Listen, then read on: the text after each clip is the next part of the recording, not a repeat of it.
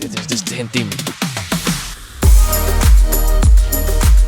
Mooi voort, maar Sjoerd.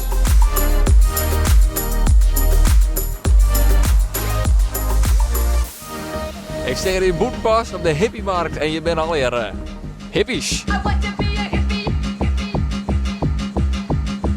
We staan hier op de hippiemarkt, de Flower Power markt. Wat verkopen jullie hier? Ik verkoop handgemaakte tassen en die komen uit Peru, dus ik werk samen met een mevrouw in Peru. En dat doen we dus ook met z'n tweeën en zij maken alles echt nog met de hand. En het wordt ook gekleurd met planten en kruiden, dus het is helemaal duurzaam en super uniek. Wel echt een Flower Power style. Ja, dat kun je wel zien, lekker kleurrijk. Lekker kleurrijk. Voel je ook een echte hippie? Ja, ik voel me een hippie en vandaag helemaal. Je bent een echte hippie.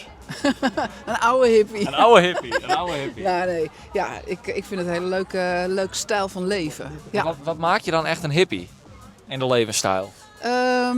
Bewust leven, liefdevol leven, respect voor de natuur, respect voor elkaar, dat soort dingen. Nou.